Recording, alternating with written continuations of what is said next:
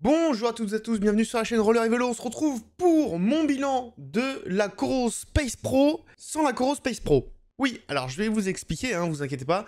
C'est juste qu'elle est retournée au SAV parce que elle rechargeait hyper lentement. C'est simple, je l'ai branchée à un moment de 8h du matin jusqu'à peu près 22h du soir. Elle avait rechargé de 10%. Clairement, il y avait un gros problème. Donc, j'ai fait un retour SAV, j'ai envoyé un mail à Coros. Ils m'ont directement répondu. Ils m'ont fait une liste de choses à faire. Ça n'a pas marché. Elle rechargeait toujours lentement. Ils ont contacté Iron très rapidement et j'ai vu avec eux pour renvoyer une autre montre. Donc là, j'ai une Coros Vertix 2S parce que je voulais la tester également sur la chaîne. Il y a une vidéo qui va arriver dans pas longtemps. Mais je me suis dit, est-ce que je fais quand même la vidéo bilan de la Coros Space Pro même sans la voir, ou alors tant pis. Et je me suis dit, je vais quand même la faire parce que j'ai des choses à dire. C'est juste que vous n'aurez pas de plan supplémentaire de la Coros Space Pro. Si jamais vous voulez voir la Coros Space Pro en action, les menus, etc., je vous invite à aller dans ma vidéo présentation de la montre. De toute façon, je vais pas dire grand chose de plus par rapport à la dernière fois, ce qui fait que, au moins, ça va être une vidéo normalement assez rapide. En termes de construction, il me semble avoir dit lors de ma découverte que ça faisait un peu cheap, ça faisait vraiment montre bas de gamme, avec un plastique plutôt, bof. J'ai déjà vu des plastiques qui font plus haut de gamme, et c'est toujours le cas. En plus, avec ce design tout en noir, la version grise faisait un petit peu plus haut de gamme, donc je vous conseille celle-là, parce que visuellement, elle fait un petit peu plus haut de gamme. Mais malgré tout ça, elle n'a pas bougé d'un pouce. L'écran s'est pas abîmé, le plastique ne s'est pas abîmé, donc elle a l'air de pouvoir tenir dans le temps. On a le système AMOLED plus 2 boutons, ce qui fait que on s'y retrouve très facilement. Il n'y a pas grand chose à faire sur la montre, à part lancer ses séances de sport, trouver ses entraînements ou changer le type de GPS. Bah, il n'y a pas grand chose à faire. Ce qui fait que vous n'avez pas à vous embêter sur la montre, vous lancez votre séance de sport, basta. C'est extrêmement simple. C'est clairement à l'opposé d'une Garmin par exemple, où absolument tout est programmable, absolument tout est paramétrable. Ça a ses points forts et ses inconvénients. Les points forts étant la simplicité de l'utilisation de la montre, le point faible étant que si on n'a pas de smartphone pour tout simplement paramétrer ses séances de sport, ou si on n'a pas de smartphone pour tout simplement changer ses écrans de sport avec les données que l'on souhaite afficher ou non, eh bien vous êtes bloqué. Et ça peut être très embêtant. Pour ce qui est de l'affichage et de l'écran, franchement, c'est top. On voit très bien, même en plein soleil, malgré que ça soit un écran AMOLED, donc il n'y a rien à envier à des écrans MIPS. Je pense que maintenant, la technologie et la luminosité est assez puissante pour n'avoir aucun problème de lecture en plein soleil. Le seul bémol qui reste, et ça j'ai eu quelques petits soucis, c'est que sur certaines montres, l'Always On n'est pas un vrai Always On. C'est-à-dire que la luminosité ne reste pas à fond, elle peut diminuer assez fortement, ce qui fait que là, pour le coup, on va avoir du mal à lire le cadran. Ce qui est le cas de cette Coros Space Pro, comparé à une Phoenix 8, où il y avait une très légère baisse de luminosité, mais vraiment tellement légère que même si l'écran ne s'activait pas lorsque je relevais mon poignet, eh bien je voyais parfaitement. Là, ce n'est pas le cas. Si jamais le mouvement de poignet n'était pas détecté, l'écran n'était pas du tout assez lumineux pour voir pleinement en plein soleil, ce qui peut être un petit peu chiant, surtout moi lorsque je fais du roller, je suis complètement penché, ce qui fait qu'elle détecte très mal les mouvements de poignet lorsque je relève, et donc parfois il faut vraiment insister, et ça peut être vite chiant. Par contre, quand on est dans la pénombre ou dans la nuit, là il n'y a forcément aucun problème, on voit extrêmement bien. En termes d'autonomie, je perdais entre 4 et 6% par heure de sport avec GPS en double fréquence, ce qui fait qu'on pouvait faire des séances de sport de plus de 20 heures avec GPS, ce qui est un excellent point. Pour ceux qui font des épreuves qui ne dépassent pas les 20 heures, cette montre sera largement suffisante en termes d'autonomie, et je la rechargeais à peu près toutes les une semaine et demie, ce qui est plutôt confortable. Elle rechargeait assez rapidement, à peu près 1 heure, voire moins d'1 heure, mais ça évidemment c'était avant que j'ai ce fameux problème de charge. Voilà, donc ça c'est un petit peu dommage, mais pour toutes les montres Coros que j'ai pu tester, c'est la première qui avait un problème, manque de bol. Bon, voilà, il y en a plein d'autres qui ont des Coros Space Pro et qui n'ont pas ce problème. Encore une fois, manque de bol. On va dire que le point positif de cette histoire, c'est que j'ai pu tester le SAV Coros qui a répondu vraiment très rapidement. en français et qui a réagi très rapidement. En moins de 24 heures, j'avais une réponse, que ce soit lorsque j'ai ouvert le ticket ou lorsque j'ai répondu aux différents mails de Coros. Et en moins de 24 heures, ils ont prévenu Iron qu'il fallait faire un changement au niveau de la montre, donc soit renvoyer une montre toute neuve ou alors s'il y avait une réparation ou autre. En tout cas, la communication a été très rapide, donc là, très bon point pour le SAV Coros et également le SAV Iron qui ont accepté de me donner un avoir pour que je puisse partir sur la Coros Vertix 2S et que je puisse vous en faire une vidéo. Donc merci aux deux SAV qui ont été très rapides lors de leur réponse. Pour ce qui est de la précision du cardio optique, malheureusement, j'ai pas pu faire d'autres tests. Je voulais attendre de commencer à le fractionner et un petit peu plus les sprints pour vous donner un avis sur la performance du cardio optique. Malheureusement, je l'ai renvoyé avant. Et ça, c'est vraiment dommage parce que mine de rien, comme je vous l'ai montré lors de la première présentation de la montre, ça avait l'air d'être vraiment très prometteur. Malheureusement, j'ai pas pu pousser les tests.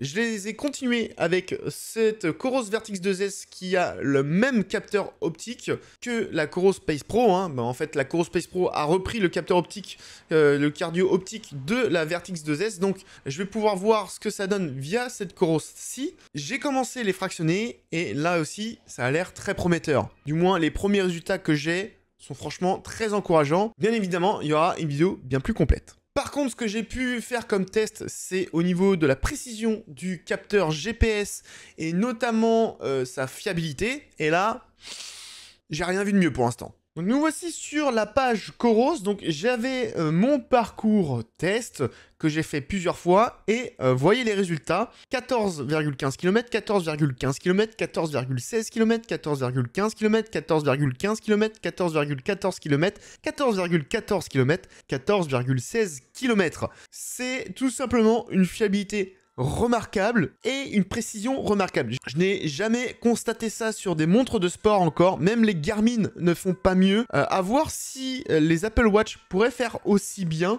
Ce serait intéressant que je puisse les tester. Malheureusement, je n'en ai pas sous le coude.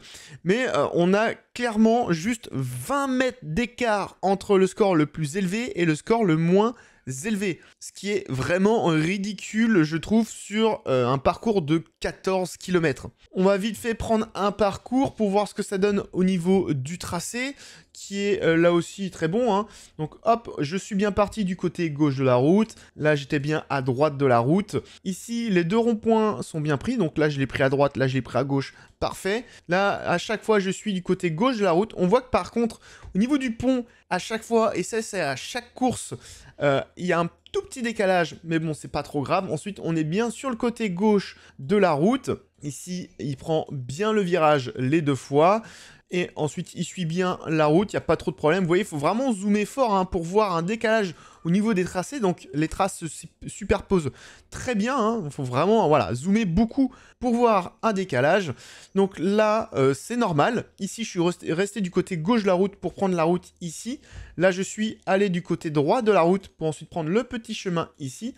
Et vous voyez que là, il suit pas trop mal la petite route, mais c'est pas le cas à chaque fois. Je vais vous montrer d'autres tracés. Il est souvent en décalage. Donc là, hop, je prends bien le rond-point par ici avec le passage piéton là.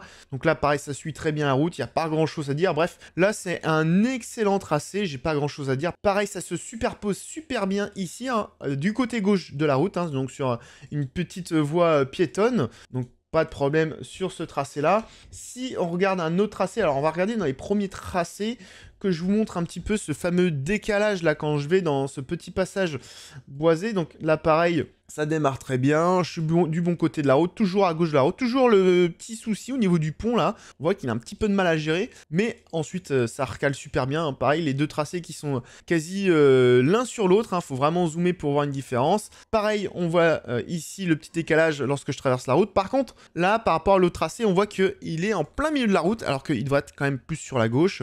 Et voilà, là, c'est ce que je vous disais. Sur la majorité des tracés que j'ai fait sur ce circuit-là, là, il me décale légèrement à droite et il me le fait de façon constante.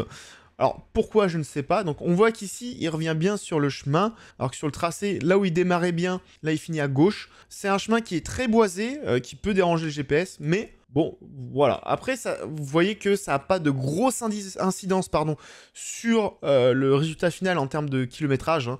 On a des kilométrages qui sont quasi kiff-kiff. Donc voilà, après, on revient sur le même constat. Hein. C'est superposé de façon quasi parfaite. Hein. Il y a de très légers décalages, mais c'est vraiment très léger. Je suis bien sur le côté gauche de la route, sur la petite voie piétonne. Voilà, pas grand-chose à dire. C'est franchement excellent. Si on prend des sorties de vélo, donc on va prendre une petite sortie de vélo, donc on va descendre vers Mars. Donc voilà, par exemple, on va prendre ce petit tracé-là. Est-ce que j'ai le petit tracé classique ici que je vais prendre et mon petit tracé sur le circuit routier de Château-Gontier. Et je vais vous comparer ça par exemple à la Coros Vertix 2S parce que vous allez voir que il y a quand même une sacrée différence. Ok, un petit parcours vélo avec, hop, un petit départ ici. Et on voit que, bon, bah, ça suit très bien les routes, hein, pas de problème. Les ronds-points sont très bien pris. Là, on est sur une portion de route qui est très dégagée. Il n'y a pas d'arbres ou de choses qui pourraient perturber le GPS. Donc là, on est sur quelque chose d'excellent. On est sur le bon côté de la route, hein, donc sur le côté droit de la route. C'est... bon, pas grand chose à dire. Ici, ça pareil, ça prend bien la petite chicane. Là, pareil, on revient bien sur la route, pas de problème. Ça suit très bien également les petites routes. Pas grand chose à dire. Hein. Voilà, hop, le virage qui est plutôt bien pris. Là aussi. Bon, voilà, c'est sur la route. De toute façon, des sorties de vélo route comme ça, bon, il n'y a jamais grand chose à dire. Faut vraiment aller dans les villes pour voir vraiment des potentiels soucis. Mais voilà, les deux ronds-points sont bien pris là également. Le rond-point est bien pris aussi. Là, là, il y avait un petit décalage, c'est normal, il y a des travaux, on le voit bien.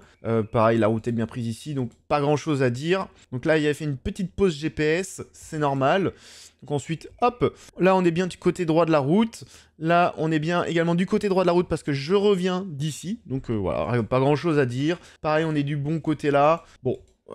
Encore une fois, il n'y a pas grand chose à dire. Hein. Ici, il n'est pas perturbé dans la ville. Ça prend très bien le tracé. Aucun problème. On va aller un petit peu plus loin. Et on va aller, par exemple, ici. Pareil, pas grand chose à dire. Il prend bien les virages. Bon, c'est du classique. Autre tracé, hop, avec une petite partie en ville ici où, pareil, bah, il prend bien. Voilà, bon, c'est pas une grosse partie en ville. Il y a une petite pause, c'est normal. On voit que dans les petites rues ici, bah, il suit très bien le tracé, à part un tout petit décalage ici, mais bon, c'est pas grand chose. Là, on voit très bien le petit demi-tour que j'ai fait ici pour changer de route et esquiver le feu rouge. Ça se voit très bien, pas de problème. Si on va, hop, un petit peu plus loin ici, dans une petite portion de ville, pareil, il prend bien la chicane. Là, je tourne à droite. Bon, bah, ça prend très bien la route. Pas grand chose à dire. Si on regarde dans la prochaine ville, pareil, hop, ici, il prend bien la petite chicane. Aucun problème. Si on va regarder à Cossé-le-Vivien, alors c'est pas Cossé-le-Vivien, c'est Quelen d'ailleurs. Pareil, bah, il prend bien la route. Hop, là, c'est des petites routes vraiment pas très larges. Et bon, bah, il n'y a aucun problème. Voilà. Il n'y a rien à dire de toute façon sur la sortie de vélo de route. C'est excellent. Et sur ce type de circuit de roller où en général les GPS ont beaucoup de mal, là ça marche parfaitement. On voit la chicane ici, on reconnaît très bien le tracé du circuit de Château-Gontier, pour ceux qui connaissent hein, le circuit de Château-Gontier. Bon bah là on reconnaît bien la forme du circuit. Et là où je me dis, et ça marche même mieux qu'une Coros Vertix 2S qui est en double fréquence également, parce que la Coros Vertix 2S... c'est beaucoup plus moche, hein, clairement, alors qu'on est sur une montre quand même bien plus chère, eh bien on voit que plus cher n'est pas forcément plus performant, hein, voilà. Vous voyez la différence de tracé, et autant vous dire que la Coros Vertix 2S, je l'ai fait plusieurs fois, et les résultats sont souvent les mêmes, hein. Là c'est beaucoup moins joli que ici, hein, clairement. Alors, pour faire un rapide bilan, bah, en termes de précision GPS, pour moi, c'est la meilleure. J'ai jamais vu meilleure pour l'instant. Donc clairement, c'est une valeur sûre si vous partez là-dessus. En termes de précision du cardio optique, ça avait l'air d'être en tout cas excellent et prometteur. Malheureusement, je peux pas vous en dire plus. Je vais voir si je retrouve les mêmes résultats sur la Coros Vertix 2S parce que c'est le même capteur optique. La chose étant, c'est que, attention, on voit bien que sur le GPS, celle de la Coros Space Pro a l'air d'être meilleure que la Coros Vertix 2S. Donc, ce qui fait que le cardio optique sur la Coros Space Pro pourrait être légèrement supérieur ou légèrement inférieur, ou pareil que la Coros Vertix 2S, donc ça va être à prendre avec des pincettes. Et voilà, si ça vous intéresse, bah abonnez-vous à la chaîne et puis bah ne loupez pas la vidéo sur la course Vertix 2S. Et pour faire simple, Coros a sorti pour moi le 3e produit au meilleur rapport qualité-prix. Ils ont pour moi le compteur de vélo au meilleur rapport qualité-prix, du moins l'un des meilleurs. Ils ont pour moi également la montre à écran translectif au meilleur rapport qualité-prix. Et ils ont la montre à écran OLED au meilleur rapport qualité-prix également. Comptez 400 € pour cette montre de sport à écran OLED qui a absolument toutes les métriques que l'on pourrait avoir. Il n'y a que la marque Garmin qui peut en avoir une ou deux de plus, mais bon, c'est pas franchement ce qu'il y a de plus indispensable. Pareil en termes de fonctionnalité, elle a tout ce qu'il vous faut. Là encore, il n'y a que Garmin qui pourra avoir une ou deux fonctionnalités de plus qui sont pas forcément indispensables. Et là, pour le coup, ce sera à discuter parce que les fonctionnalités en plus qu'il y a chez Garmin et qui sont très intéressantes, c'est les suggestions d'entraînement quotidiennes et qui s'adaptent à votre calendrier de compétition. Ça, c'est franchement fort. Et ce fameux calendrier de compétition qui vous indique simplement la date, du moins le temps restant avant votre prochaine compétition, la météo qu'il va y avoir, le parcours que vous avez rentré, et en plus de ça, comme je l'ai dit, hein, ça adapte vos suggestions d'entraînement pour que vous soyez en forme à vos objectifs principaux. Mais bon, je pense que Coros, un jour ou l'autre, va y venir, parce que plus ça va, plus il rattrape toutes les fonctionnalités manquantes par rapport à Garmin. Donc, attention à ça. En termes de précision GPS, c'est la meilleure que j'ai pu tester à l'heure actuelle. Et en termes de cardio optique, eh bien, ça avait l'air d'être l'une des meilleures également. C'était en tout cas très prometteur. Malheureusement, j'ai pas pu pousser les tests plus loin, j'en suis encore désolé. Si jamais la montre vous intéresse, il y aura un lien dans la description, un lien traqué qui me fera gagner une petite commission et je vous en remercie par avance parce que vous avez été extrêmement nombreux à passer par ce lien, ce qui fait que je vais pouvoir vous proposer des tests de montres de sport en gardant parfois les anciennes et vous faire des comparaisons en direct. Et rien que pour ça, un grand merci à vous. Ce qui fait que je vais pouvoir vous demander ce qui vous intéresse en termes de tests, quelle montre vous souhaiteriez que je teste. Je ferai des... comment on appelle ça déjà? Des sondages, voilà, dans l'espace communautaire, avec différentes montres qui sont sorties récemment et que vous souhaiteriez que je teste. Comme c'est grâce à vous que j'ai pu réunir assez d'argent pour vous proposer d'autres montres en test, eh bien, je souhaite que vous participiez également au prochain test, à minima. Donc voilà, je proposerai des sondages pour voir quelle montre vous intéresse en test. Montre ou compteur GPS, parce que Iron propose également des compteurs GPS pour vélo. C'est là où j'ai pris le compteur Coros, par exemple. Voilà, ce sera tout pour cette vidéo. J'espère qu'elle vous aura plu. Si jamais vous avez des questions, n'hésitez pas à les poser en commentaire. Si la vidéo vous a plu, n'hésitez pas à mettre un petit pouce bleu, à vous abonner si ce n'est pas déjà fait, à partager la vidéo et la chaîne. Et moi, je vous dis à dans une prochaine vidéo. Ciao tout le monde. Allez, là, on me fait grandir la chaîne, là, on me fait gagner plus de thunes encore.